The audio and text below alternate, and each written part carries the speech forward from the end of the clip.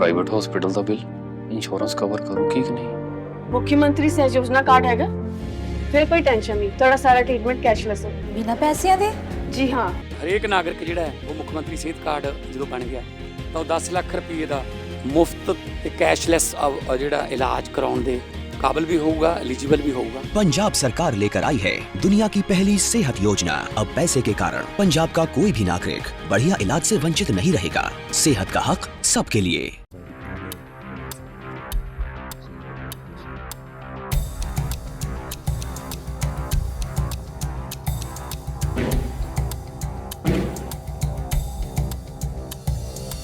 कहते हैं डर जब हद पार कर जाए तो वर्दी भी बोझ लगने लगती है।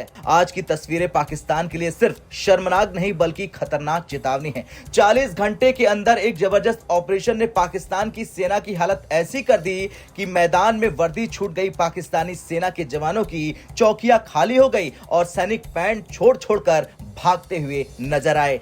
ये कोई अफवाह नहीं है, ये वो वीडियो और रिपोर्ट्स हैं जिन्होंने पूरी दुनिया को चौंका कर रख दिया। दरअसल रिपोर्ट्स के मुताबिक बलूच लड़ाकों ने लगभग 40 घंटे तक चलने वाला समन्वित ऑपरेशन चलाया।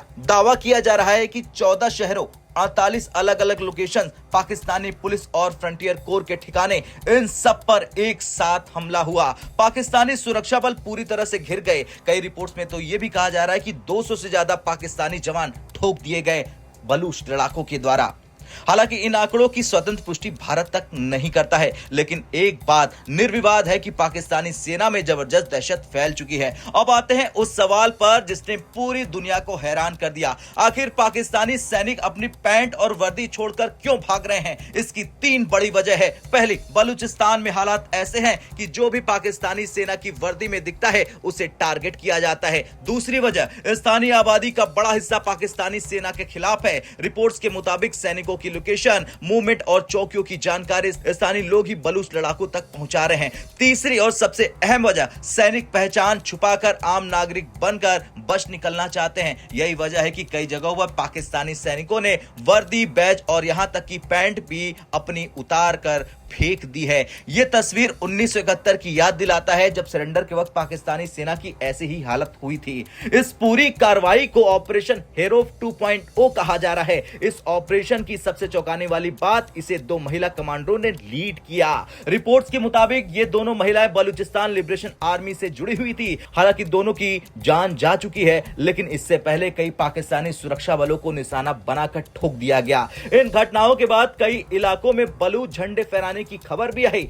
ये सब दिखाता है कि बलूचिस्तान में हालात अब सिर्फ कानून व्यवस्था का मामला नहीं बल्कि गंभीर आर्थिक संकट बन चुका है। पाकिस्तान की हालात देखकर दुनिया के कई देशों और संगठनों ने अपने बयान जारी किए। अमेरिका, ब्रिटेन, यूरोपीय यूनियन और मुस्लिम देशों का संगठन यानी OIC, जो कश्मीर पर जहर उगलता है, उसने भी बलूचिस्तान में हुए हमलों की निंदा की। लेकिन ध्यान दीजिए, किसी ने भी बलूचिस्तान में पाकिस्तानी सेना द्वारा कथित अत्याचारों पर एक शब्द नहीं कहा। यही वजह है कि इन बयानों को कई लोग चुनिंदा और दोहरे मापदंड वाला बता रहे हैं।